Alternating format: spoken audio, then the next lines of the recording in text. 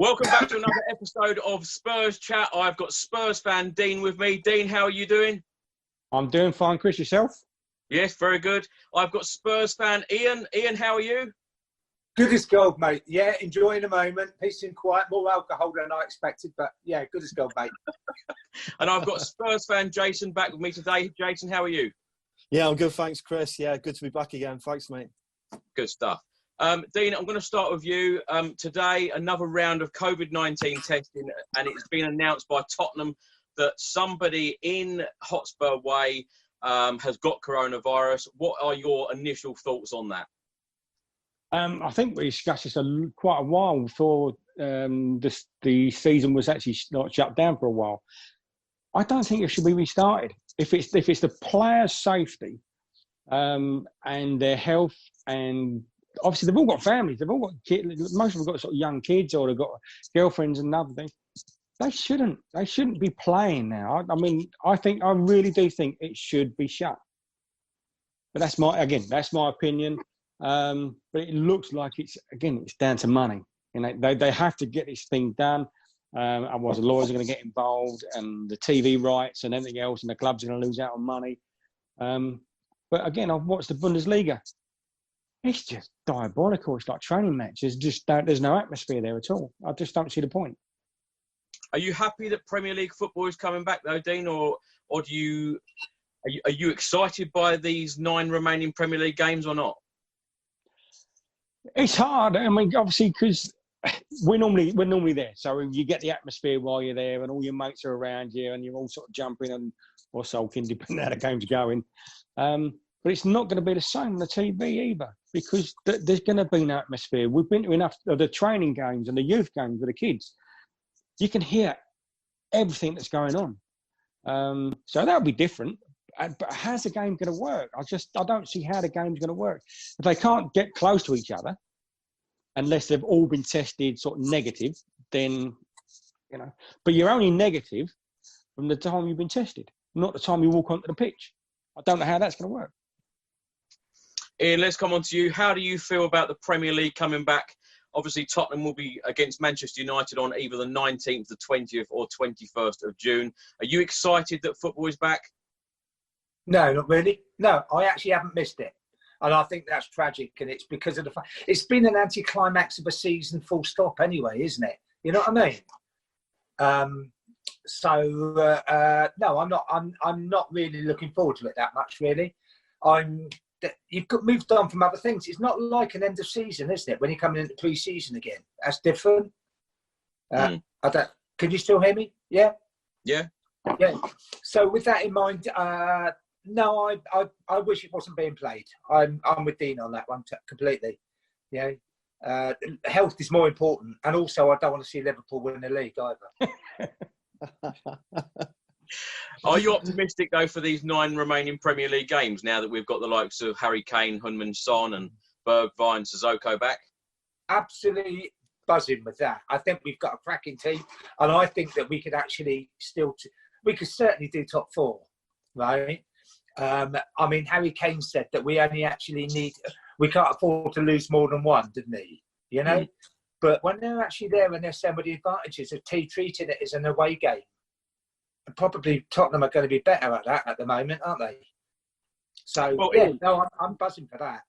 Ian, do you think there's any advantage in actually being playing at home or away games? Because obviously there's no fans for either side. Is there any advantage playing at the Tottenham Hotspur Stadium, or whether it was a training ground or whether it was an away game? Is there any difference? No, I would have thought there was more of an advantage playing it somewhere like Dincourt. You're better in a smaller stadium. They're going to get lost in there, aren't they? And, you know, I mean, what they're saying was some of the grounds, only away grounds, the changing rooms are too small that they're actually going to have to use like executive boxes for the players to get changed in, aren't they, as well? So it's from that side of view, for a lot of clubs, it's going to be very strange. I don't think it's a good thing playing at Tottenham. End of. Yeah. Chase, let's come on to you. I didn't ask you the other day when you were on. How do you actually feel about the Premier League returning? If it was your choice, would you have made that decision to actually bring the Premier League back and to play these 9 games, or would you have rather the season just be void? I'm looking forward to getting some of the gang back. I mean, up to a maximum of 6, I think we can watch it together. And that's quite important for everybody to get together. But again, we have to look at the health aspects. It would have been ideal to start in sort of end of August, September, start again then, when all this has died down. And now that we've got tests in the EFL and the Premier League, you know, it's going to only be a matter of time over the next couple of weeks where potentially there's going to be quite a few players that are going to test positive. So again, it's all money related. You know, on the social side of things, we're quite limited. But, you know, the Premier League are pushing. They've got reasons to push. They've got millions of pounds invested. You know, the next week's going to tell, really, you know, whether they've done it too soon. And that, in some ways, that's a great shame, because had they left it to the end of August, September, then there might also have been a chance that some of us would have been able to get into the stadium. A small amount, but maybe a small chance that we might have got in there. And, you know, that's it, really. Well, Jace, we've heard over the last couple of weeks that there has been a number of players from the likes of Bournemouth and Watford that has been tested positive for coronavirus, and now a member of the Tottenham squad, or a member of the coaching staff. Let's say the season restarts, and then someone like Jose Mourinho or Jurgen Klopp or one of the big managers of one of the big teams then gets coronavirus and then has to self-isolate for either 7 or 14 days. What sort of effect do you think that's going to have on the Premier League? Yeah, that's gonna have a major effect, isn't it? You know, any key player or part of the management team is going to have an effect. You know, it goes without saying. So, you know, it's only a matter of time, really. If these guys are mixing every day, then there's every chance that this could happen. You know, whether that would be, you know, the detriment of Liverpool's winning the Premiership or us qualifying for Europe, or, you know, there's so much at stake involved in this that anyone key amongst the management from top to bottom, then it's going to have an effect. And it kind of, what's the word? Not legitimizes, but sort of makes the league really redundant, you know, in a lot of aspects. No fans, empty stadiums, key players, key personnel missing. It's not great. Dean, let's come on to you. How do you think the Liverpool fans are feeling right now, knowing that they're going to win the league and no one can be there to celebrate? Yeah, again, that's going to be an anticlimax, isn't it? I mean, they could actually win it if they do play at the home grounds, and they could win it at Anfield in an empty stadium. It's an anticlimax for the fans, but how bad has it got to be for the team themselves going to pick up the trophy and go, who are they showing it to? You know, they're going to be showing it to the cleaner or one man and his dog. It's just it shouldn't be like this. It really, really shouldn't be like this. It can't all be about money, but we know it is. Football is a business now. But they've got to bring that into play. Yes, Liverpool will be the champions, but it'll be almost like the league that never was. You know, the championship that didn't happen. It's just crazy. I don't know if anybody. I mean, obviously, some of the players have turned around and said, "Look, we don't want this to happen, and they're not going to risk their own lives." And a family like Troy Deeney and quite a few others have said, "Look, we don't want this. We don't want to play in an empty stadium. We don't want to sort of risk our lives. And if they get fined, they get fined. They just don't want to play." And if all the players said that, then it would stop. But again, then they would be fined by their own teams. Don't get me wrong. I mean, nobody wants to see the bin dippers lift the trophy. But at the same time, it's that they deserve to win it. I mean, they've got more points than anybody's ever got. They're streets ahead of everybody, and they should have that in front of the fans. They can't do it. They can't even do the open top bus, like parading through them, because what are they going to do? They'll be all the way down to Manchester by the time they get to the end of their fans, because they're all 2 metres apart. Yeah, crazy. Yeah, exactly. All on a separate bus and not passing across. Dean, you're a regular at the Tottenham Hotspur Stadium, season ticket holder. You're there every game. How are you going to feel when you see on the TV that Tottenham are kicking off against Manchester United and you're not there? Yeah, it's a terrible because it's one of those good games, isn't it? It's always a good game between like us and United. It always has been. But it's again the players are playing with no atmosphere. There's no advantage like being at Spurs. No advantage of being at Old Trafford.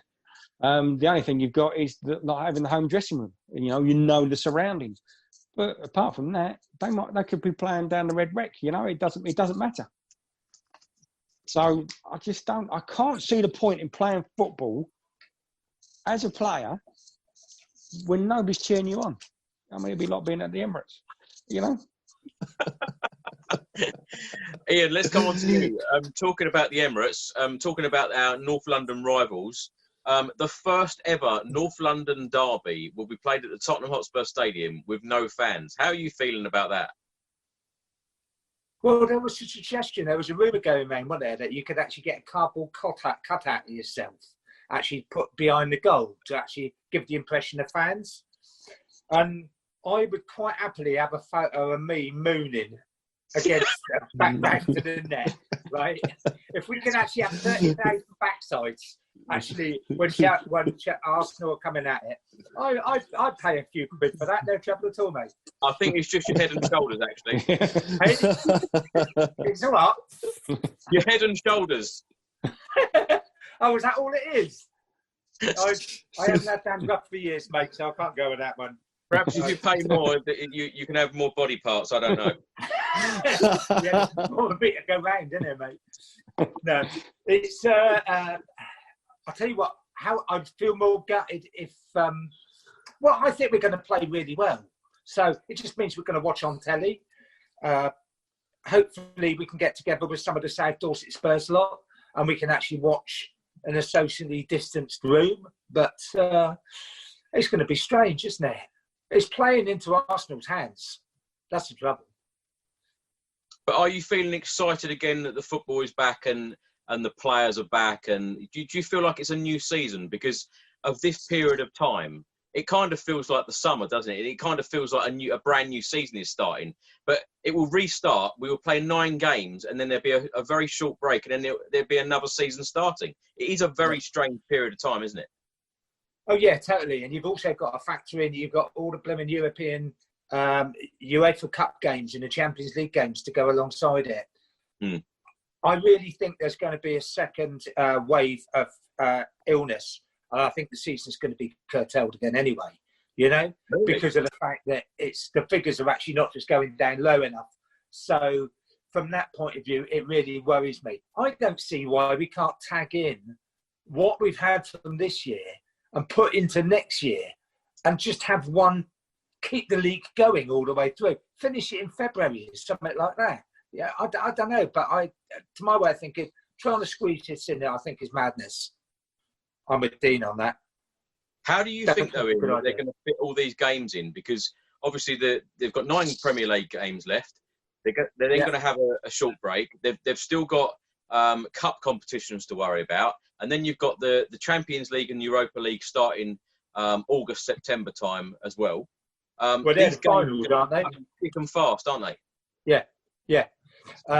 So you're going to have shed loads of injuries. That's what worries me. And what happens if somebody gets really injured badly? Yeah, as a result of this, because it's not.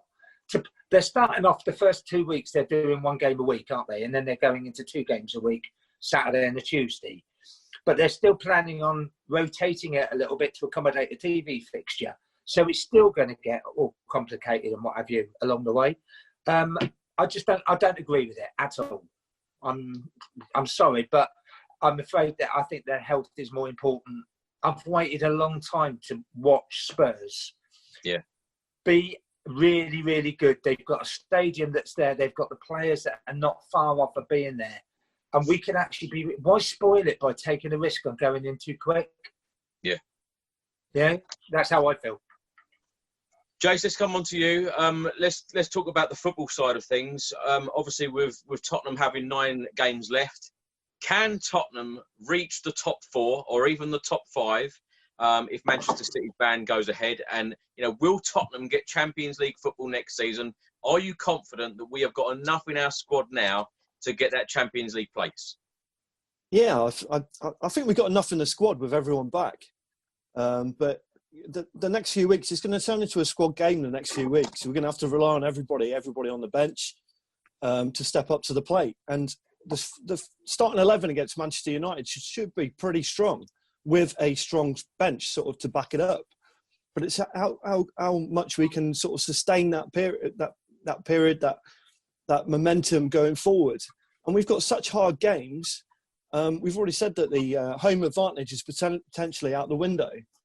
So we have to rely on everybody stepping up to the plate. And those players that we've seen before, like Dombele, and coming back, hopefully stronger, matched up with Sissoko in the midfield. You know, we've got every chance of pushing on. But I think the club needs to be in European football. So whether that be the Europa League or the Champions League, you know, either way, we need to be in it. And if we're not in it, then we may be at an advantage next season, like Leicester were. But as I say, the first couple of weeks are going to tell, really, because that's when a lot of the injuries are going to come into the squad. So you would prefer Europa League football to no European football at all, Jace? It's a difficult one. If you look at Leicester, you know, they've benefited from not having any European football, and look where they are. So, but the club needs the finance. It needs the extra games through the season, you know, to build and to attract other players. Whether the Europa League will attract, you know, top players, we'll have to see. But you know, we've been out of Europe for so many years that, you know, it'd be a real shock not to be back in it again next season. So, you know, they really need to push on over the next few weeks. Well, I don't mind admitting at all that I'd much prefer Tottenham to be in the Europa League than no European football at all, because I think that, you know, you've got a manager in Jose Mourinho now who will take a competition like the Europa League very seriously and go all out to win it, won't he? Would you agree with that? Yeah, I'd like to think so, but we saw from the FA Cup that unfortunately in that cup competition just before the lockdown, he didn't take it overly seriously, especially with some of his selections. Okay, he was limited for choice. But, you know, again, that was something that we could have pushed on and maybe got a trophy this season. Yeah. So it's the degree of how much he wants to invest in that particular competition. And at the moment, I think any of us would take a trophy, no matter what it was. You know, the League Cup, certainly in the FA Cup, and you know, Europa League. He did it with Manchester United, so there's no reason why he can't do it with us. We need a trophy, 100%. Dean, let's come on to you. Jason just mentioned the Norwich game there, which was hugely disappointing. I remember seeing you after the game on that video, two very miserable men, me and you, talking about that Norwich performance. We also had the league game away against Burnley, and then Leipzig, the Champions League game away before lockdown. Those three games, very, very disappointing performances, results. How would you describe that, and how do you think that during this period now that Jose Mourinho is rallying the team to now get results? I think the results that we had prior to lockdown, they were disappointing. There's games we should have won. You know, no disrespect to Norwich, but we should have won that game. But as soon as you saw the team selection, you went, why? Everybody was like looking at each other, asking, why'd you pick that? Why's he gone that way? Yeah. I mean, the first half was okay. I didn't think we played too badly. Second half, we were terrible. You know, no disrespect to Norwich. They sussed us out early doors, and you know, they played well. And you could see they wanted the penalties. They had Tim Krul in goal, and he's a decent keeper. Really is a decent keeper. Like him or loathe him, the histrionics he's done, the messing about with the ball, the ref walking up and down. You know, it's all mind games. And he got into their heads. But to put in, and I think we said it on the video, but to put in Michel like in goal, yes, he's a decent shot stopper. But I would have said, before putting on Dembele, I would have brought on like Gazaniga, because he's taller, he's bigger, he gives more of a presence. Yes, I know it's disrespectful, but that's what I would have done, because I think it would have gave us more of a chance. But to be honest, it shouldn't have gone to penalties in the first place. we should have had that game done and dusted. But again, no disrespect to Norwich, they played well, and they sussed us out early doors. Weren't you surprised that night, Dean, how defensive Tottenham were? Yeah, I think because everybody's questioning his defence. He's always been a good defensive team. It's always like park the bus, Mourinho. 1-0, and that's what he wants. But we've been Spurs fans for a long time. We're not, even though we've had a good defence, we're not a great defensive team. We don't play like that. We're an attacking team. We go down the wings. I mean, we've always played like that. Aaron Lennon, Bow, always down the wings, fast breaks, counter-attacking. But yeah, I'd like to get back to the Spurs of old. Having everybody back, he's got no excuses now. Depending on who's got with the coronavirus, we don't know if it's one of the first team, it's one of the staff or anything. But like Jay said, the Man United game, I would love to see Sissoko and Dembele in the middle together, because they're both not French, both speak the same language, and they're both that sort of footballer. But again, you've got that fitness thing with Dembele. I just don't know if he's. But during the lockdown, Mourinho's been knocking on his door, going for runs with him. He's got no excuses. No, he's got exactly, but none of them have got any excuses now. Mourinho hasn't. If you've got every team member, all right, they're not ones that he's picked and bought. They're not all Mourinho's own, not purchases. But if you look at the team, it's not going to be bad. It's going to pretty much pick itself, and the bench is going to be strong as well. You're going to have. I would have said you're going to have Bergwijn, Lamela, Winks on the bench, and that's not bad in the midfield. And then Ben Davies, he's got a lot of detractors, but I think he's decent. I mean, I don't think he should, get as much not flack as he does, but I think he's quite good.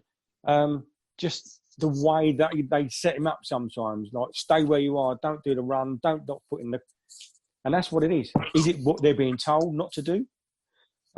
So yeah, I don't know. It's a strange one. Ian, let's come on to you. Do you think that Jose Mourinho will be putting out his best possible 11 for the remaining 9 Premier League games, or do you think he's going to have to rotate the squad? Do you think he'll give players like Fernandes, Sessegnon, players like that more game time? They're automatically going to get more game time anyway, because of the fact you're going to get so many injuries. But he's going to start off putting it out, making it as strong as he possibly can do.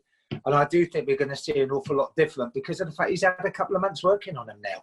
Immaterial of whether you've actually had social distancing, he can get his thought processes into their minds over the last couple of months. So with that in mind, I think he'll definitely put out the first team. And I'm quite looking forward to it. I'm expecting a lot greater things for someone like Sessegnon, who has actually been really scared to commit and what have you.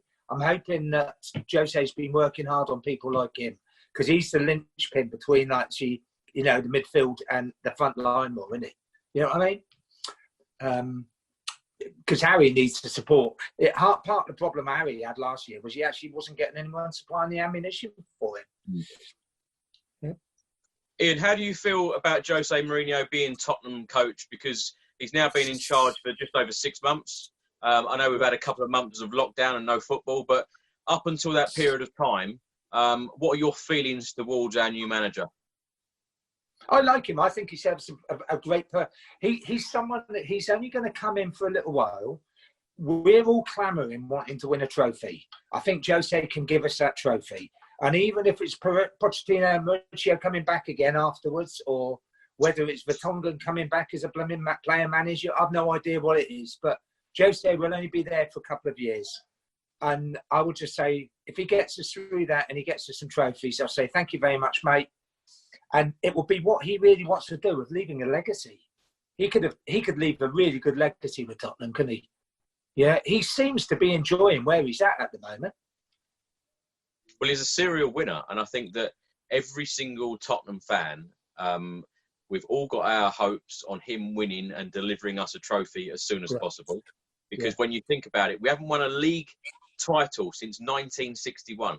We haven't won a European title since 1984, an FA Cup since 1991, and a League Cup since 2008. far too long for a club like Tottenham Hotspur. We should be getting trophies. Now, has he been brought in just to deliver short term? You don't think he's a long-term manager?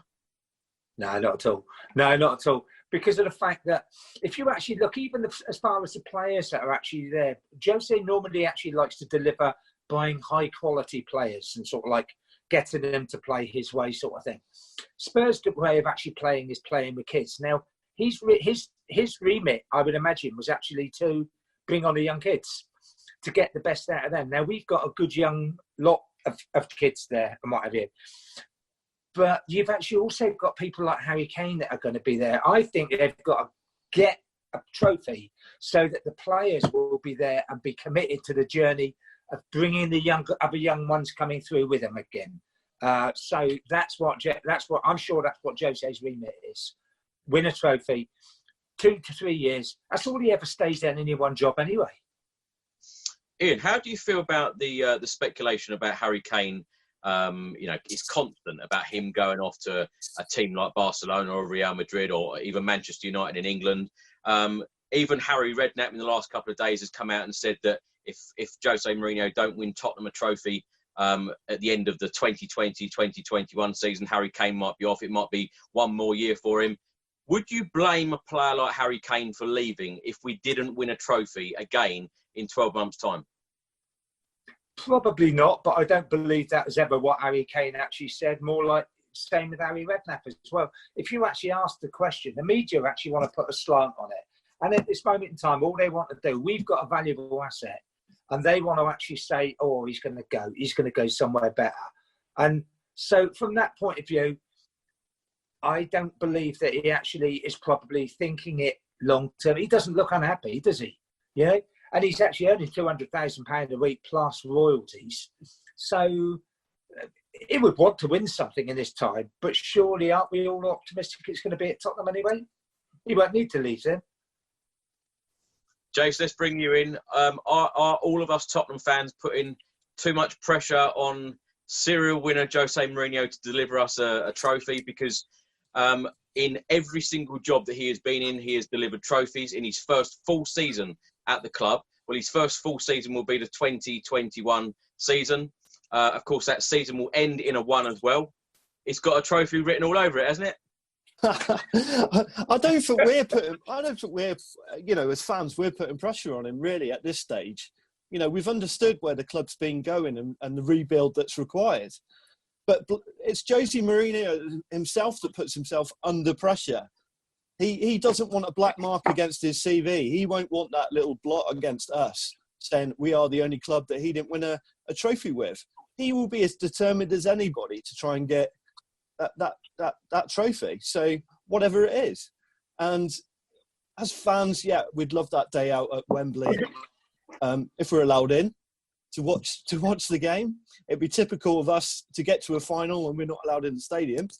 Yeah. But the guy seems to be enjoying himself at Tottenham. He's done a lot of good work over the last few weeks and promoted the club in all the right ways. I know he got caught out a little bit when he was training a couple of lads on the Heath. But at the end of the day, he's done a lot of good work in the community recently. He's been doing a lot of interviews on Sky and the various channels, and all of it has been in a positive light and positive for Tottenham Hotspur. So, okay, he may be there for a couple of years, but if we get this director of football or this head of recruitment that's been associated with the club, that isn't short-termism, that is long-term planning. And I think, there's every chance that he will bring in the right players to push us onto that trophy. Jace, Jose Mourinho actually come out and said that a rebuild is not needed at Tottenham Hotspur Football Club. Is he just playing it all down? If you look at the squad today, then you'd say, no, a rebuild isn't required. We've got strength right across the board at the moment on paper. But if you talked about the team that went in around about March, then you said, yes, we are in a chronic position and we would need a rebuild. We would die in defence right up to the forward line. So it's the conversation that we're having now is, blimey, look at our squad. We look strong right across the board. We've got optimism again, shining upon us like we normally do in the pre-season. thinking that we're going to win most of the games, and we can go forward from there. But will the rebuild be needed? We need just a couple, again, like we did a couple of years ago. We need a couple of players just to push us on with a little bit of experience. I think Man United have shown with Bruno Fernandes, you get one player in, it creates a spark throughout the club, and you get some momentum and you start winning games. And that's what we need. If you were to go out and spend some money, Jace, what positions do we need to strengthen? I think we need someone to back up Harry Kane, and I think we need to sort the defence out. So I think the midfield can be strong enough with what we've got at the moment, but that we were suffering in February and March, because we had no protection of that defence, and it showed its age. So I think ideally there, and some sort of backup for Hugo as well, because again there were mistakes being made around about that time that sort of shone a light on him where it's not been before. So yeah, a couple of places, defence and certainly a goalkeeper backup and someone to support Harry Kane. You don't want much, Jace, do you? No, not at all. don't we all dream of that special player that comes in though? Dean, what about you? This rebuild, whether it's a rebuild or not a rebuild, or whether it's just one or two players coming in, where do we really need to strengthen to, challenge for that top 4 place for next season, or even, something a bit better, to challenge the likes of Manchester City and Liverpool? We do. I mean, you look at Liverpool. I'll never forget, we done them 4-1 at Wembley, and then they went, okay, let's get some players in. And that's exactly what they did. And then they've gone from strength to strength. And that's when we should have been rebuilding as well. Getting so close. That's when we should have been saying, right, let's spend a couple of quid. We know what Spurs are like. They don't. All right, they might spend a bit of money, but it's the wages. It's all the players' wages. They won't commit to them. They've got this cap, although it's been broken now, obviously by Harry and a few of the others. You've got to do it, otherwise you're never going to get any bigger than we are. But yeah, definitely somebody back up for Kane. Obviously, Jan's going. It doesn't look like they're going to renew his contract or give him an extension, so he'll be gone.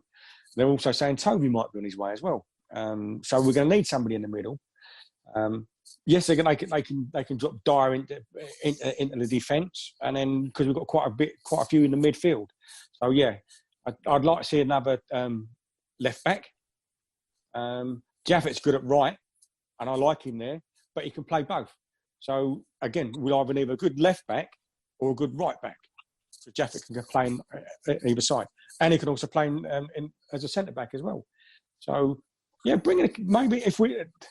I've looked at a lot of the under 23s and the youth team. Not being on, I can't see anybody that can make that leap just yet. I mean, Jaffett was good. So yeah, don't know. It's hard. Where do you get them? Where are you going to go and get them?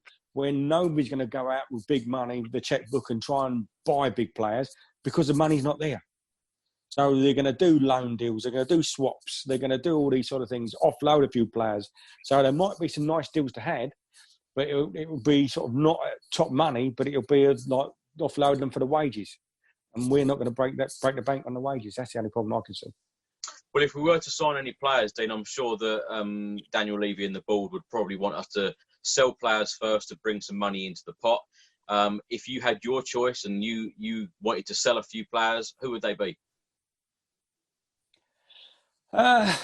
Not wanting to sell them, but looking that they're not going to get the game time. So, I mean, Foyth, I think he'd go. I'd like to see Ryan get a good run out, but I just can't see it happening. So I think he'd go. Ryan says Danny Rose. Yeah. Wow. He's not getting any game time. He's not getting any game time. And the games I've seen him play, he looks like he doesn't want to make a mistake. You know, he's very young. Scared. He's very young. Surely, yeah, he is. Surely you have to give. So do you put him out? Chance? Exactly. So I know where he's come from, but do you then put him out on loan? There's no point in him sitting on the bench. No point in him playing like training games. Get some game time, or put him out on loan. Because you can see he's a good player. He really is, but you're just going to waste your time like sitting out. Yeah, Does he want to? Did he come from there just to be a squad player? I don't think so. So again, whose place is Ryan going to take when everybody's fit? Do you see Danny Rose ever wearing a Tottenham shirt again? I'd like to, because Danny's been a Spurs player for forever and a day, and he's a good player. Yes, he speaks, he speaks his mind, and that does get him in trouble. But the fans like him. I like him. I like his honesty. I like the way he goes into a tackle. He gets the derby games. But yeah, to be honest, where he is at the moment, up at Newcastle, if Poch goes there, with the money he's got, I can see him doing things there. That's the worry for me. It really is. Newcastle could come on and just leap up and be a force to be reckoned with. Do you think that Pochettino would knock on Daniel Levy's door for any of our players? If so, who? I think he would. I think again. I'll bring Ryan back in. I'd say he would for Ryan. I'd say for Tanganga because he likes him. He knows him. So yeah, whether or not Daniel will give him any of the players that he wants is another thing. But I don't think they had a proper full-on falling out because he hasn't said so. Although there could be a gag order, I don't know. But yeah, I don't think Poch is like that. So, no. Nobody wants him to see him at another club. We'd prefer, if we're going to see him, let's see him at somewhere like Barcelona or Real Madrid or something like that. But we know he's not going to go to Barca. Yeah, we don't want him back in the Premier League just yet. No, we don't. But and I see somebody saying before, I said, would he get a decent reception back at if he did come back? Absolutely. Of course he would. Of course he would. They'll be still singing his name, right? Until that first away goal goes in against us, then we might not so much. But, he's always going to be sort of welcome back at Spurs, I think. Ian, let's come on to you. How can Jose Mourinho improve this squad for next season? Probably just needs a couple of signings and work on the ones that he's actually got there, really. New defence.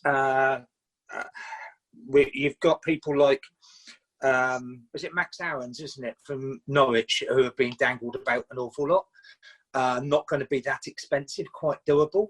And he's actually got the capacity to grow and become really good. There was a bloke that I was speaking to, me and Jason were actually doing a phone-in with Maidstone Spurs a couple of weeks ago, and one of the guys that we were talking to was a Bournemouth player, Jack Stacey. Nathan Ake, yeah, Nathan Ake. No, Jack Stacey. You think? Right? And he actually was he left back and he scored against Spurs on his debut for when Bournemouth came down to Tottenham, right? Now, he is actually a really good player. I've seen him play about half a dozen times.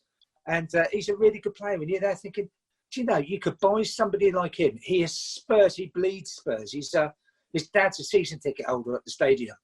And he would actually, you're there and you're thinking, I was going, oh, mate, you can actually come in and do a job. Get rid of Sergio Aurier and you can come in, mate. And he was there going, yeah, I'm up for that. Just give me a bit of time, But there's deals out there, isn't there? What's that other one? Pierre Højbjerg, the one from Southampton. Højbjerg, yeah. Højbjerg? Well, I mean, he'll do a job. And you actually, if you're looking for somebody that's got maybe have a bit of leadership, might be the right person. Yeah. I'm still not convinced of goalkeeper, Lloris. I'm not sure that he's actually going to be world class. What we want. I think he's gone down in standard a little bit lately. So, and a backup for Harry.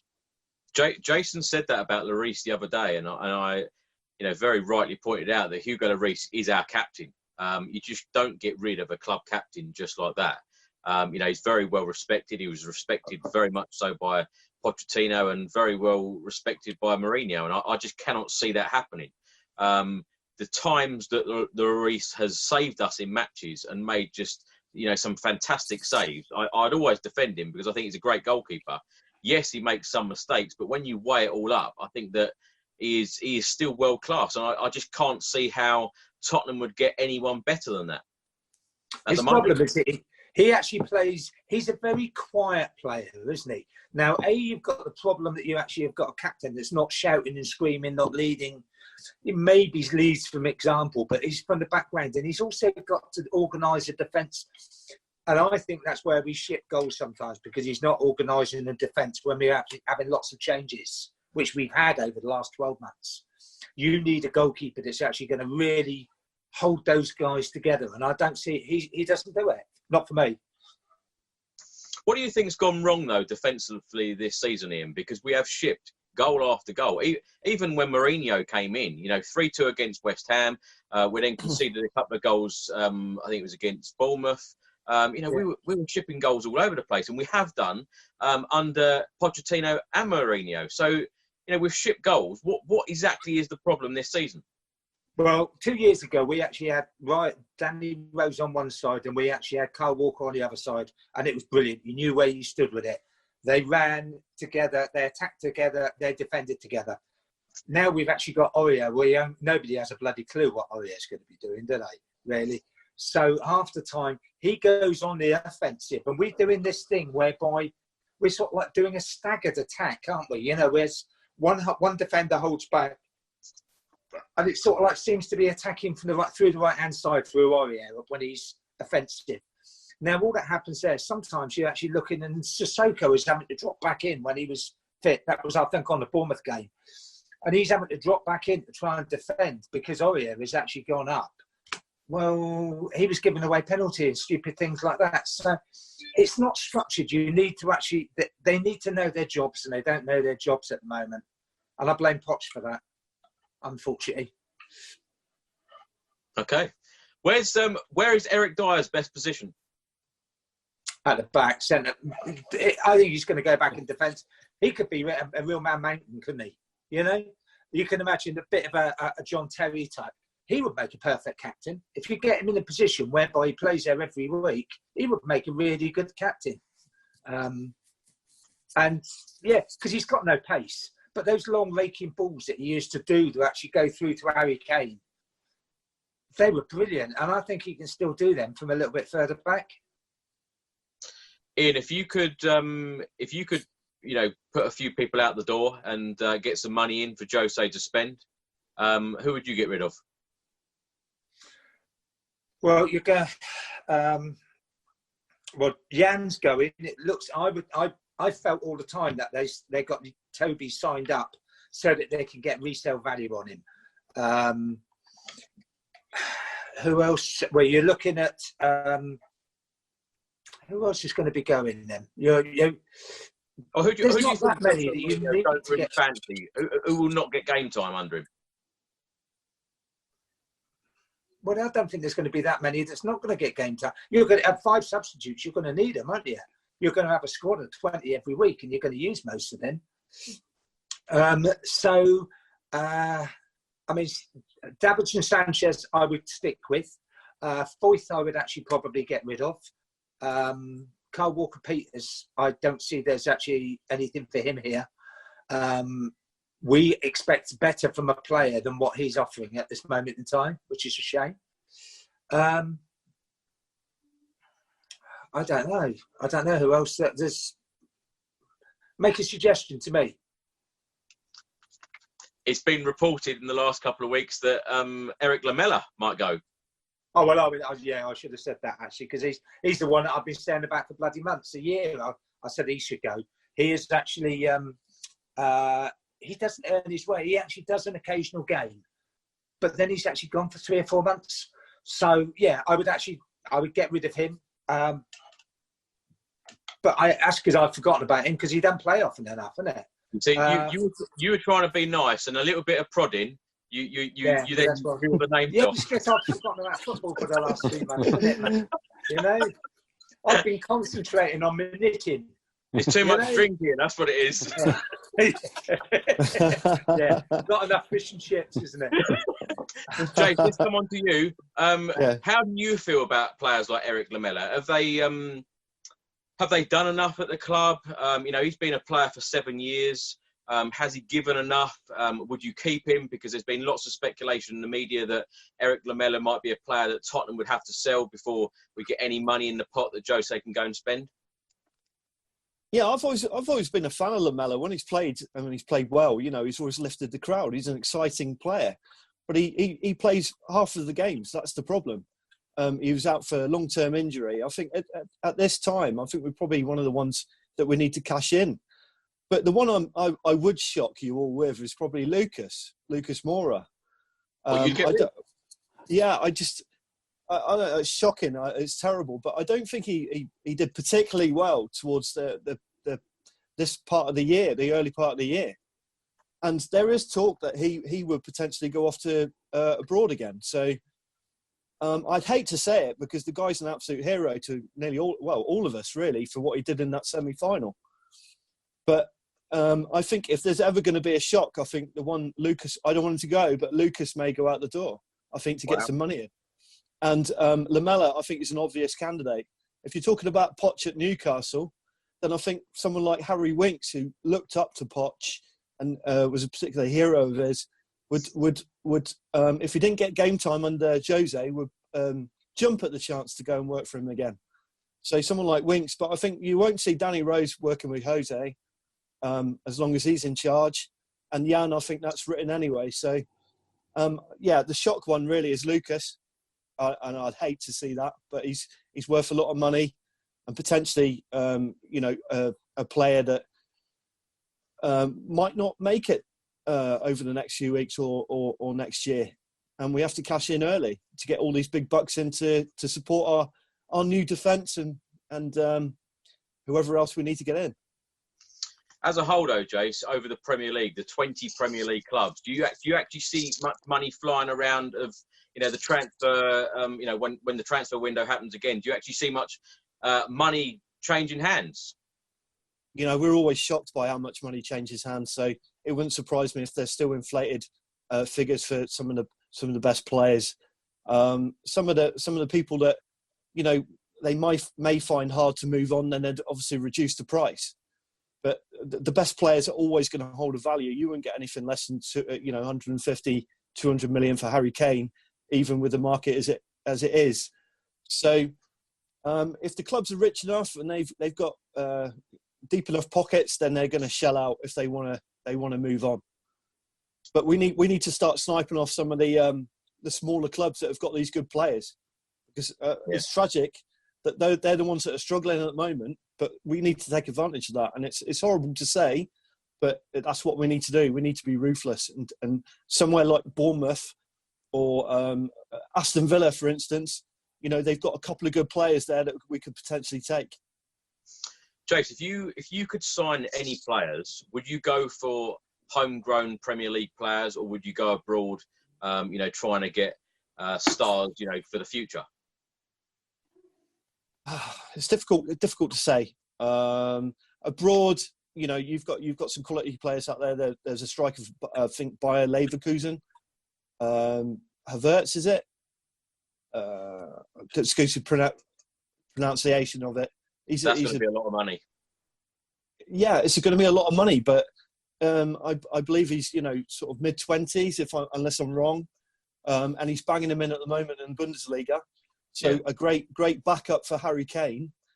But again, if you're going to look at sort of 20 to 25 aged players, then potentially if they're any good, you're going to be paying a premium. Dean, let's come on to you. You've got a painting behind you of Jan Vertonghen. I have Super Jan, yes. Tell us a little bit about that. I'll just give you there he is. Look, putting the old this shirt off. Yeah, a friend of mine. I asked him to do a long time before the coronavirus. I wanted to, because he had a game. I can't remember what it was, and he got balled off, and he was sitting there looking at his boots, just sitting there like that, just really sad. And I thought, I'd ask my mate, could he paint this, so we all know that we'd still love the Super Jan. But I never ever got the chance to present it to him. So now it sits up on my wall. And obviously now we think that Jan, after this season, that's his last game for Spurs, and I won't ever be able to give it to him, which is a shame. I'd love to. I tried to get an email to his agent. nothing back. I asked Spurs, what can I do? And again, coronavirus hit, and that's it. So game over. So on my wall, he will stay. Steve, how would you describe Jan Vertonghen's time at Tottenham Hotspur Football Club? And if you had your way, would you keep him for another season? Oh, of course you would. I mean, just even if you put him on the bench, yeah, just to sum up, because he hasn't got the legs anymore. But against Wolves, the last minute goal, and you see him against Norwich. He was the only one doing any running, so he's still got a passion for the game. It's not like he's a million years old. But yeah, I'd keep him. I don't think he's going to be tons of money to sign up for another year. So yeah, why not? We got to learn our lesson from Llorente. I don't know why we didn't sign him for another year as backup. Again, no money, only for a year. And then, and look what happened. Sonny out, Kane out. He would have done a job. And he did. I don't think he got, the recognition for the job he done. His hold-up play, brilliant. All right, putting the ball in the back of the net, not so much. Sometimes he couldn't hit a barn door with a brick. But at the same time, he took a lot of players out. I mean, it was a big lump, wasn't he? So, he had two players around him, hit his chest, little off the deli, and that's it, goals were scored. So, yeah. So I would keep him. I'm going back to Jason's point, the Lucas. How dare you? I don't want to sell him. I'm just saying, I think the club might cash in on him. I feel sorry for him because obviously, as that winger, he wants to put that ball in. He loves the goal. He knows where the goal is, and we've seen him play. Yeah, he has an in and out game. And again, on looking at Lamela, he comes on. As soon as he comes on, his chest's out. He's banging into tackles, and the crowd get up. And so he's a good last 20, 25-minute player. Completely. The amount of times he comes on and does that, when we need that spark, he's in. And so, yeah, I don't think, unless it was big money and you could replace him, yeah, he's an impact player. Other players that I'd think about, obviously, now Jack Grealish, his stock's gone up. In the back, Nathan, I like Nathan Ake. I like Tyrone Mings. I've said that a few times. Danny Ings. So yeah, why not stay in the UK? There's going to be plenty of them players that it's about. Max Aarons, good player, really, really good player. I mean, quick as well. So why not? Why not stay there? Look in the Championship. There's good players there. We don't have to spend huge amounts of money. So yeah, that's where I'd be looking, because I think people are now trying to offload the players that are commanding huge wages, and some of the players that have been touted and the prices they've been touted about. Ridiculous, absolutely ridiculous. Where's the money come from? Okay, Dean. Let me give you this scenario. Philippe Coutinho, for example, Brazilian international, plays for Barcelona, went on loan to Bayern Munich, now back at Barcelona. It has been reported that Tottenham could sign Coutinho on loan for next season, £8 million loan deal, and then Tottenham cover the wages.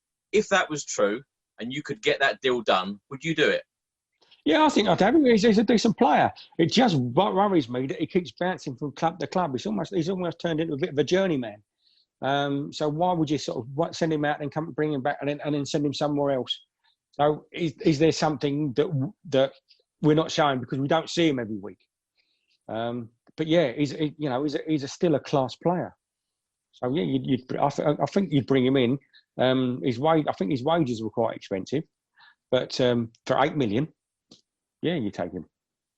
What about you, Ian? Are you a fan of Philippe Coutinho? Would you like to see someone like that wearing a Spurs shirt? Not at all. Not in the slightest. No. No. You've got Steven Bergwijn who's there. You've actually got to bring him in. You've actually got Lo Celso, who has actually taken 3 months to get going and is now really looking to play, isn't he? And then all of a sudden, you're actually going to lob another one in the midfield there that's actually going to actually crowd it up. That area is actually already stifled anyway. So, no, I would actually... there's more areas that need it than that. And when I'm going to go back on the Jack Stacey one that I said about just now, right? Because you weren't sold on that Jack Stacey as a defender, right? If I tell you, right? You're his agent, yeah. No, my life on Mr. 10% man. If I tell you that he is his mentor, right? Which is not bad stock to come from. His mentor is Steve Perryman, right? And he is actually, Perryman is guiding him all the way through his career path. Does that help you a little bit to sway you when you're looking on the young kids that are coming through, players like that? I don't know. Like I say, you still, if you're bringing somebody in, you have got to have somebody who is tried and tested, I think. Especially with Mourinho. He doesn't suffer fools gladly, and he likes to have an impact player that will come in and hit the ground running. He hasn't got the time. And again, in the Premiership, you haven't got that luxury of not blooding the player and letting him do his bits and pieces. Yes, if we at the beginning of the season play him in the cup games and that sort of thing. But yeah. I mean, don't get me wrong. Why not? If he's decent, we'll have him. But I'm just thinking because you're paying 200 million otherwise for like 200,000 a week for somebody like Coutinho, who is becoming a journeyman. He actually has moved the bank quite a lot on there, and 8 million for a year is quite a lot of money. But he's got great experience in the Premier League, Ian, and we know that he can deliver in the Premier League. Yeah, but he didn't put up a battle to get out, didn't he? So he didn't have an awful lot of loyalty on that one in the first instance.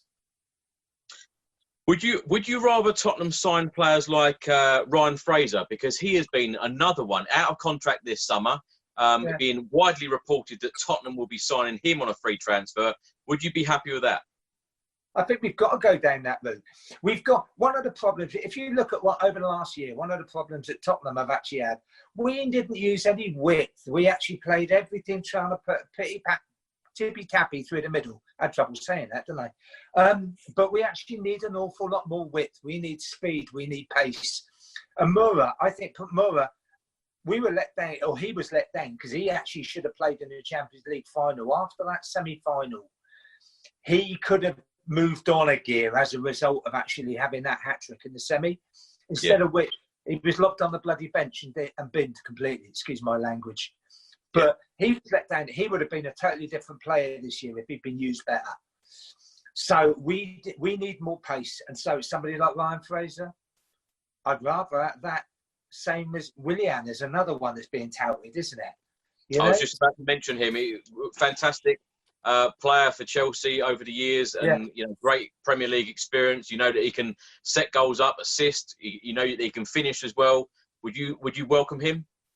Yeah, totally. If you actually look at it, if you're there and you're saying, right, okay, we'll lose Vertonghen's wages, we'll lose Foyth's wages, and we might lose Lamella's wages, and then you bring in Fraser and Willian, and you end up paying the same amount of money for them because the wages might be the same and what have you.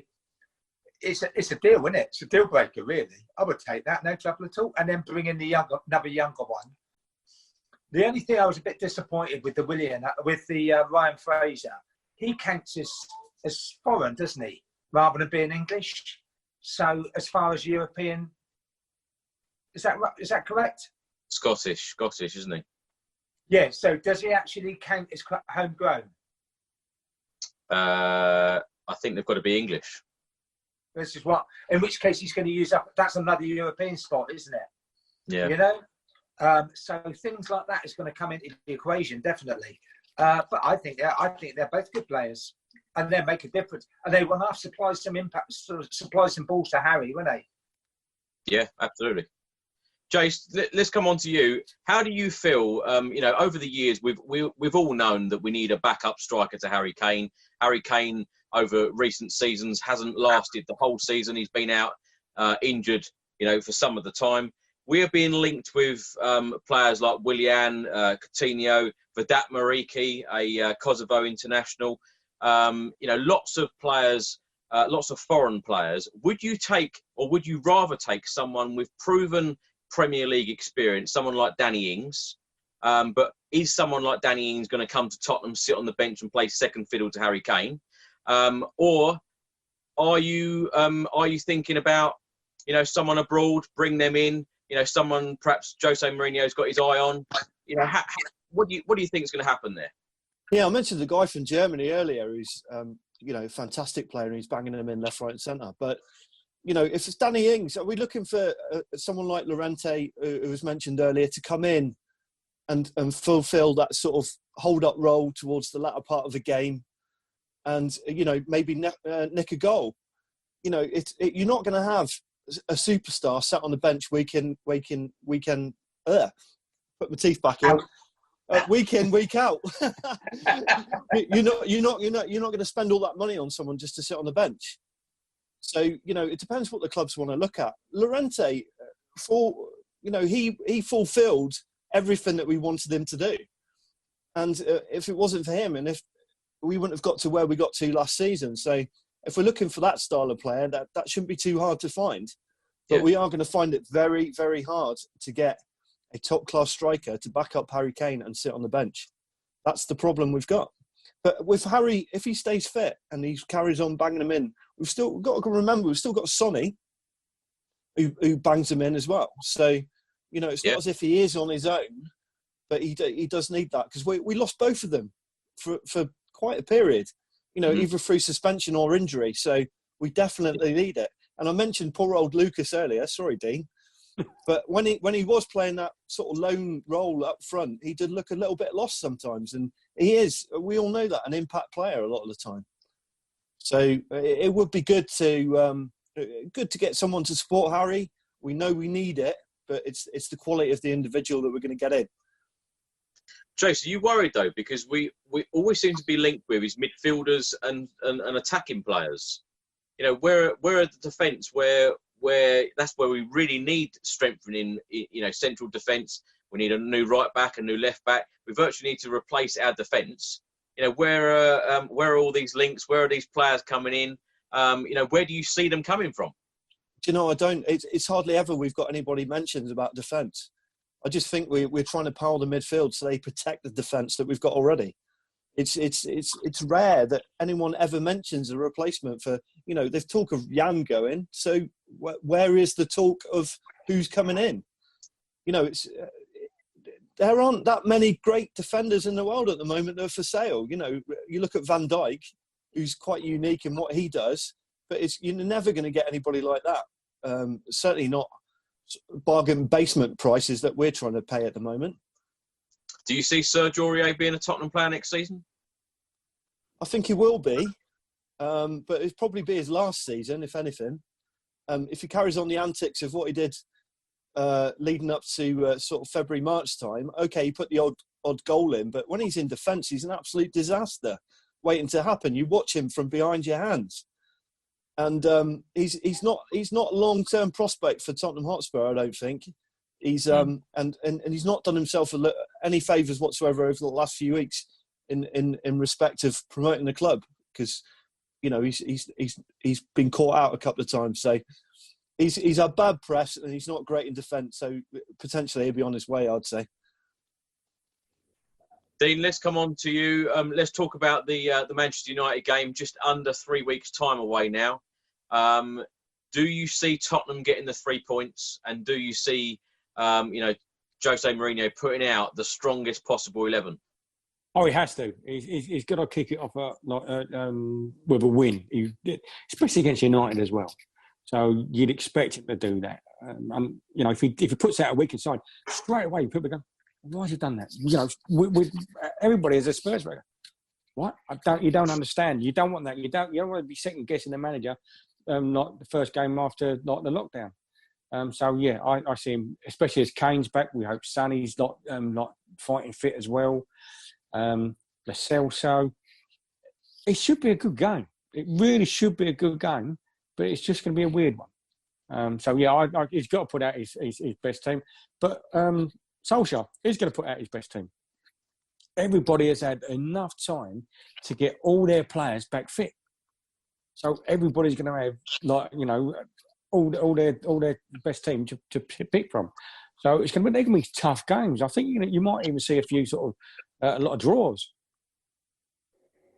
Dean, let me put you on the spot. What is the best team? Best team, I reckon, obviously, we're going to have Lloris.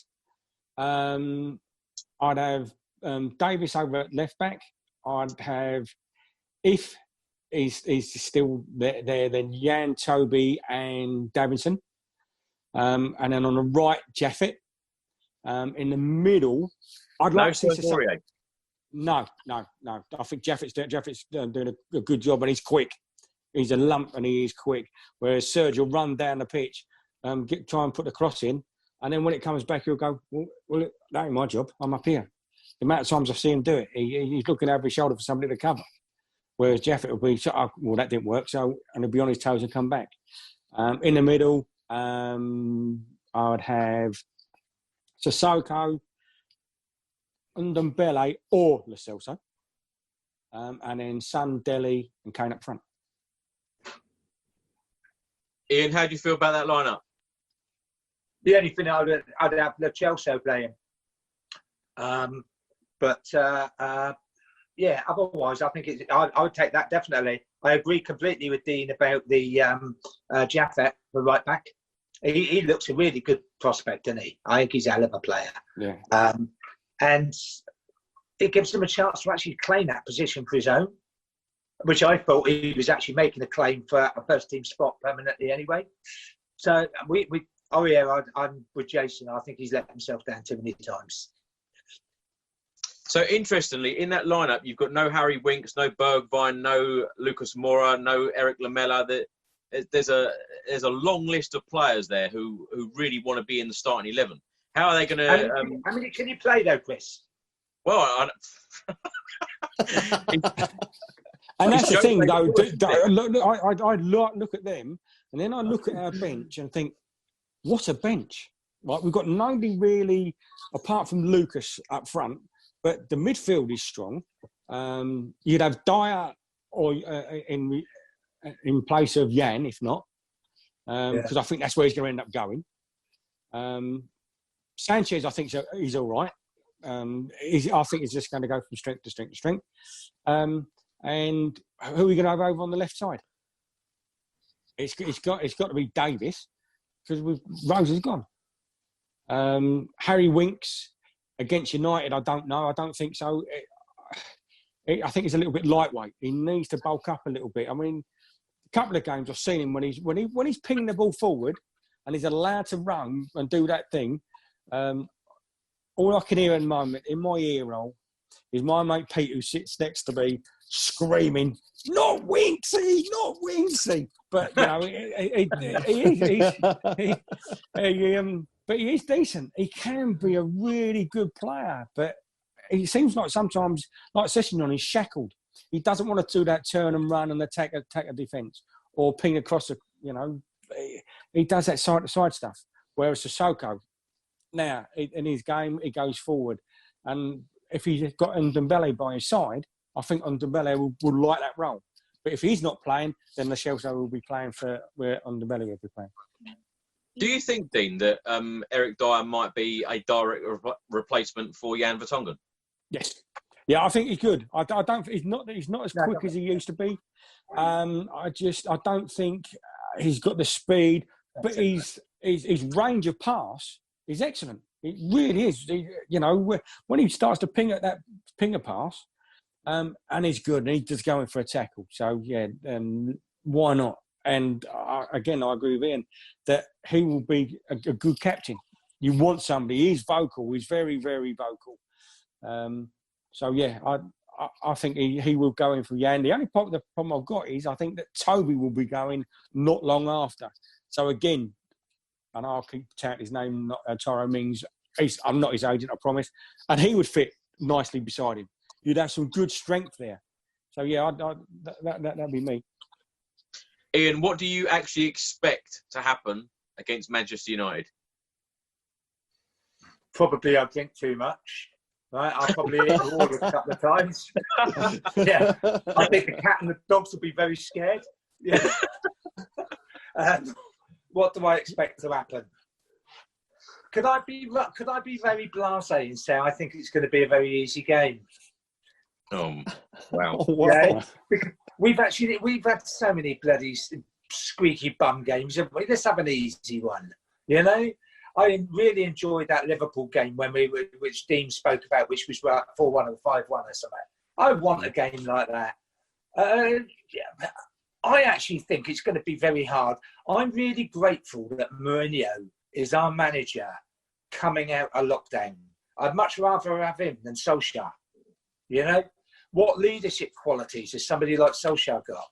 You know, so no, I'm optimistic about it. I think we've got the perfect leader to get us through the end of the season, moving forward and what have you. And I think I can see us being a 2-0. Do you see Tottenham getting in the top 4 for Champions League next season? Yeah, definitely. I'm told that there's a very good chance that Man City's appeal is going to be upheld. As they're going to win. They think they are, aren't they? Which means we've got to get 4 and not 5th. I'd hate to actually lose out on bloody Champions League again for coming. You remember like the Chelsea one where they nicked it? You know? Yeah. So I don't want to go through that again. Let's get 4. Get 4th. And yeah, a nice 2-0 win there. Maybe actually a nice little sort of like 4-0 win against Arsenal or something like that. Yeah, just that will set us up nicely for the rest of the season, wouldn't it? You were right. You're expecting far too much. Far too much. Drinking far too much. James, lastly, let's come on to you. With Dean's line up there, do you agree with it? Would you make any changes? Yeah, I've got a couple in there. I've got Davis, Sanchez, Toby and Serge at the back, hiding behind my hands. I think that was slightly different. Sissoko and Dombele in the centre, with Dele, Lo Celso, Son and Kane. So I think it's... No Mora for you? No, he's on the bench. He's an impact player coming off the bench. Maybe score a hat-trick. I tell you what, though. No, we've got Jan Bergvin, Lamela, Jedson, Lucas, Dyer and Sessegnon on the bench, you know, potentially to come on. So we've got options right across the board. I think it's very strong. It's it sounds a great bench, Jace, doesn't it? Yeah, that's what I mean. You know, we're starting off again really strong. Unfortunately, it's on paper. How that reflects on the pitch, we don't know. But yeah, certainly, if we can get that protection on our defence that we were talking about, you know, maybe Sissoko dropping back as the fullbacks pole forward, then we've got some good protection there, and that should help us on the forward line, I think. Jason, I know the other day you said that you think Tottenham will win this one 3-2. Yeah. Dean, what's your score prediction? I'm going to say 2-1. I'm going to do Sonny, Kane, and I think Rashford. Okay. And what did you say, Ian? 2-0. 2-0. I'm going to go 2-0 as well. Yeah, no, I think it's written in the stars, mate. We got Jose, mate. But every time I speak to you before a game and we predict the same score, it's never, ever right. No, you've just got a very bad memory. On